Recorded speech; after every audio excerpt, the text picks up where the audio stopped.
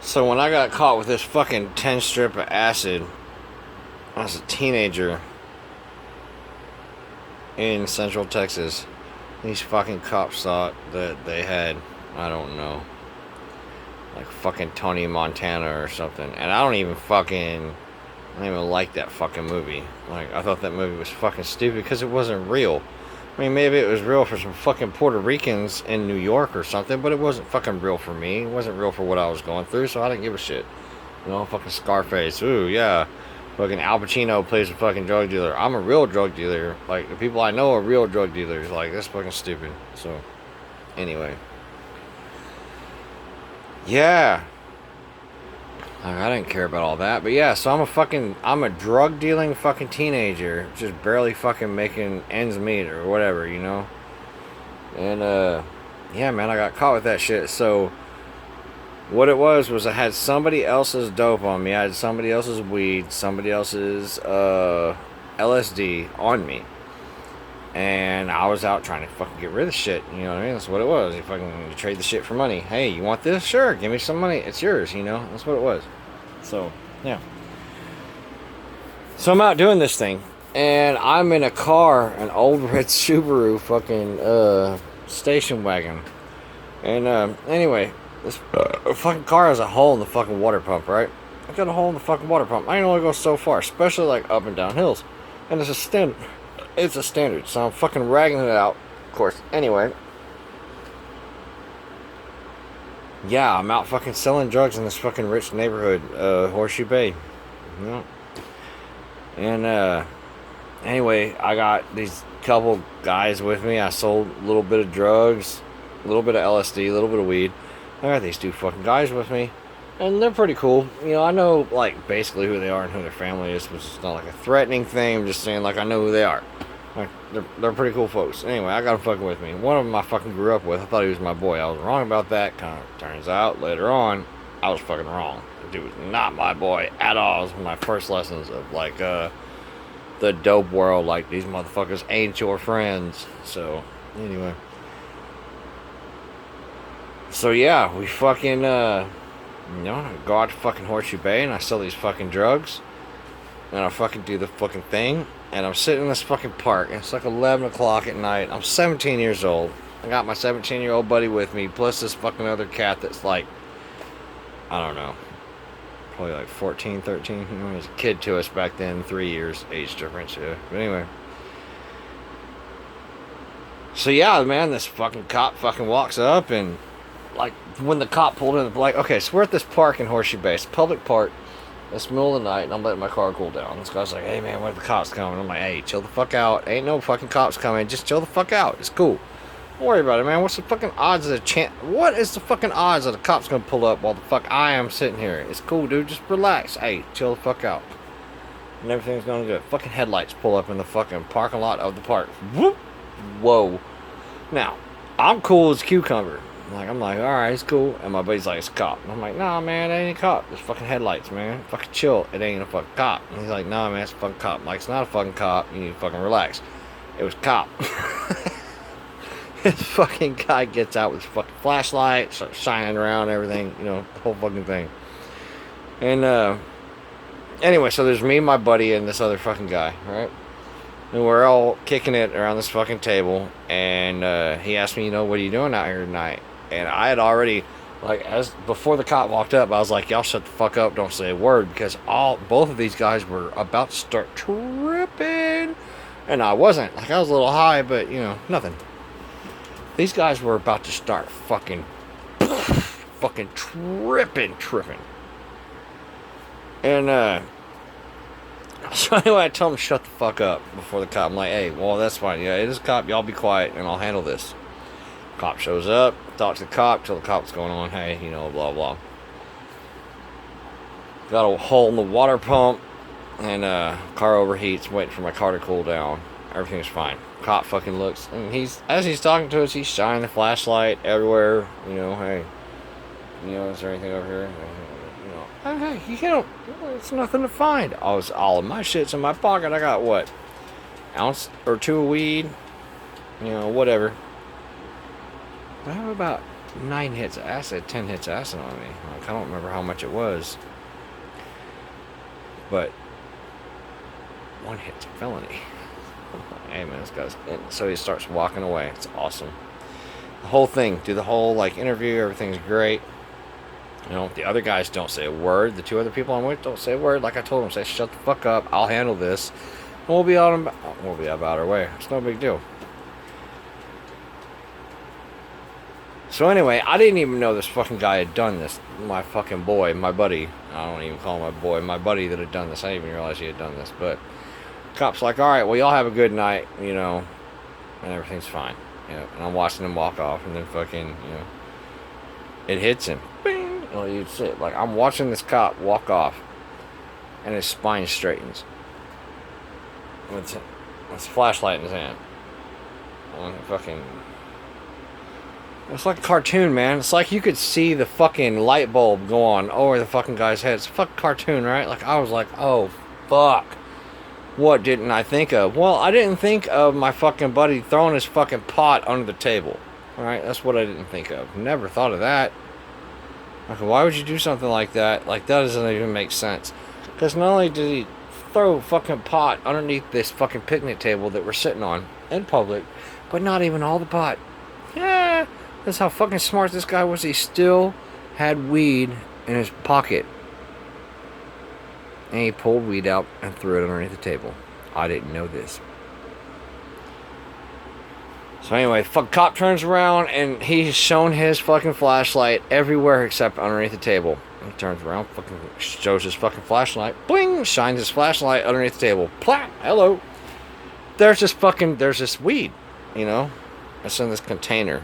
Like what you used to buy what you can buy electrical tape in. Like 3M electrical tape. Like this badass fucking plastic container, right? So, anyway, yeah. So, cop sees his weed on the ground. If he had kept that weed in his pocket, none of this would have ever happened. Cop sees his weed on the ground, searches all of us, finds fucking 10 strip of acid in my fucking pocket. Now, me and him are the only ones going to jail because the other guy, he's fucking underage, right? By a couple of years or whatever. So, me and this guy are definitely fucking going to jail. Now, they fucking stand us up, search their fucking pockets. They find the fucking acid in my pocket. By the way, the weed that he threw under the fucking table wasn't even all the weed he had on him. It was only like a tiny amount. It was like a smoking weed. He still had like 3 ounces of weed in his pocket. He didn't give a fuck, dude. He threw like a little, I don't know. It's my fault because he was tripping because I gave him fucking acid. He actually gave me a dig like years later. He was like, oh yeah, like the best acid I ever did was from this other guy who was like, get up here, who was like my fucking competitor at the time. This is years and years later. And he's been known as my competitor, my LSD competitor at the time. He's been fucking known to be my fucking competitor. And he's like, oh yeah, the best acid I ever got was from so-and-so. Well, guess what, Negro?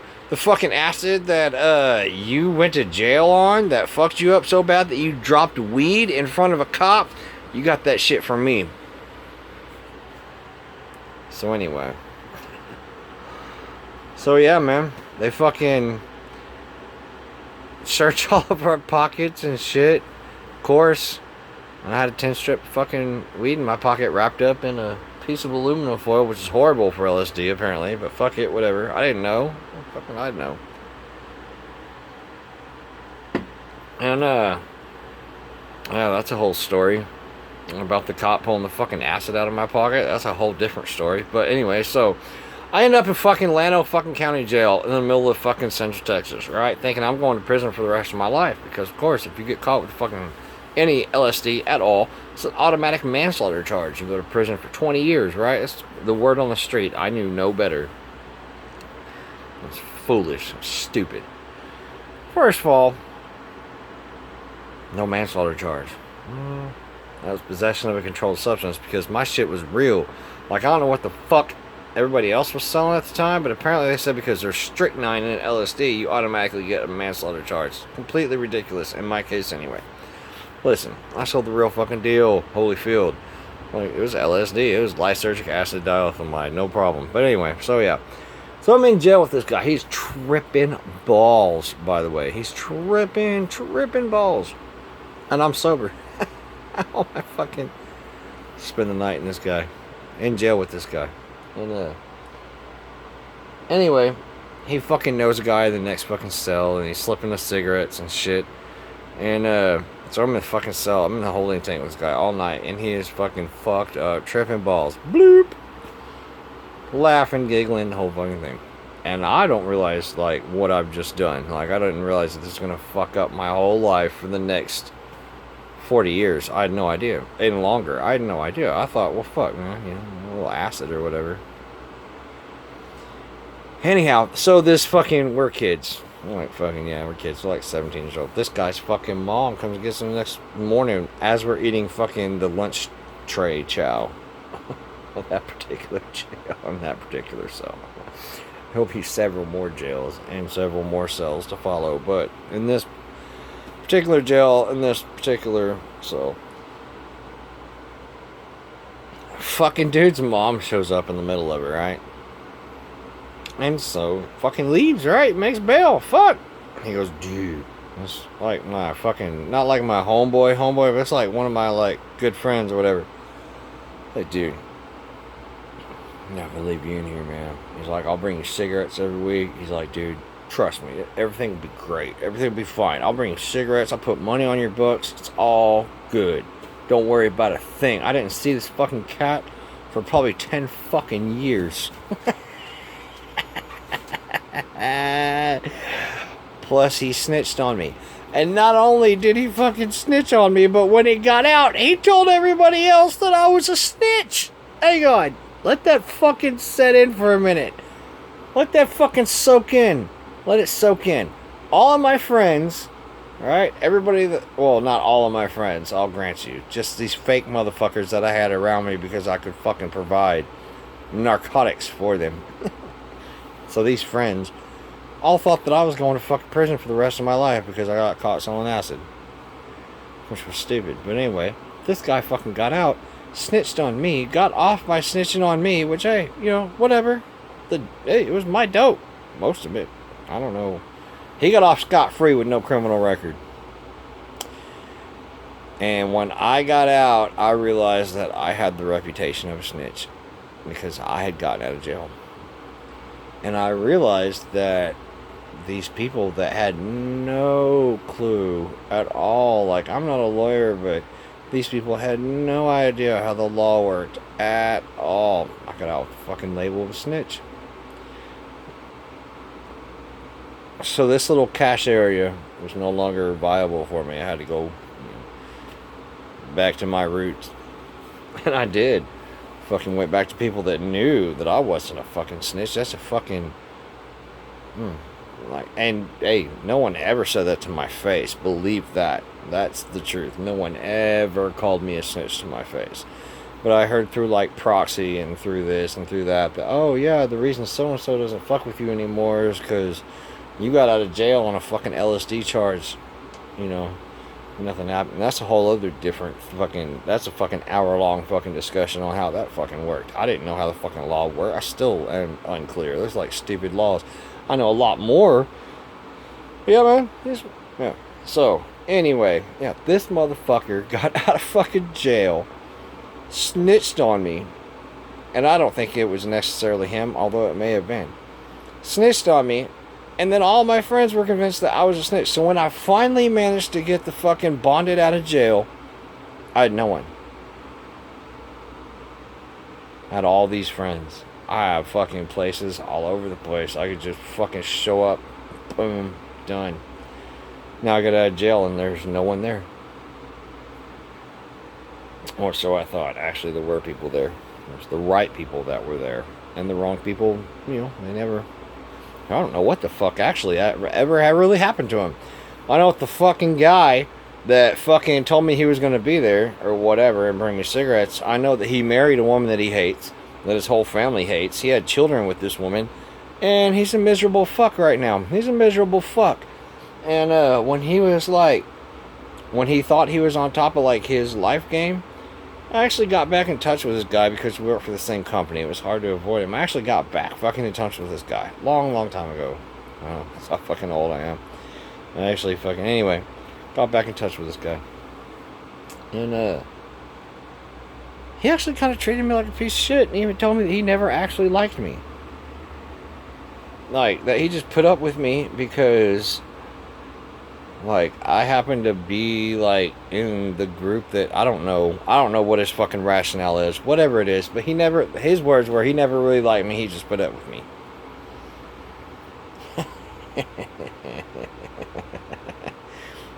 Okay, that's fine. Knowing what I know, that this guy actually snitched on me, that he actually told on me, that he actually walked away from the whole deal with no charges, I know who he is. He's telling me he never liked me. Now, fast forward a couple more years. This fucking guy has adults. 35-year-old, 36-year-old adults, 37-year-old adults, whatever. This guy fucking invited me over to his house to play instruments. I have a guitar and he has a bass, and that was kind of like the basis of our relationship, like a long, long time ago. He was a bass player, I was a guitar player. That kind of like started like the base of what I thought was our relationship, but remember, he never liked me. He only put up with me. Well, now he's suffering. It's got nothing to do with me. I didn't marry a woman I hate. I don't have children with a woman I hate. My life is fucking amazing. I do what the fuck I want to do when the fuck I want to do it. Do you hear me? I do what the fuck I want to do when the fuck... Now, I can't fly to Egypt, of course. I'm like, I'd like to be able to just, like, pick up and fly to Egypt. But what I'm saying is, within reason, I do what the fuck I want to do. Whenever I want to do it. This fucking guy's got some wife that he fucking hates. He's got a life that he fucking hates. He's fucking in debt. Like, who knows? Like, this guy's just fucking miserable. He's a miserable human. He's a miserable human. He looked down on me for years. Because I wasn't, shit, I don't know why. You'd have to ask him. Yeah, he looked down on me for years, and now he's a miserable human being. And I find that funny. I find it funny. For several reasons. But, yeah. Like, I don't know what that has to do with anything. But yeah. That's that fucking guy. I fucking bought a guitar and started trying to, like, learn how to play guitar, and I fucking texted him. He's like, oh yeah, like, I was just being nice. I was like, hey, check it out. And he's like, no, we should play together. And I'm like,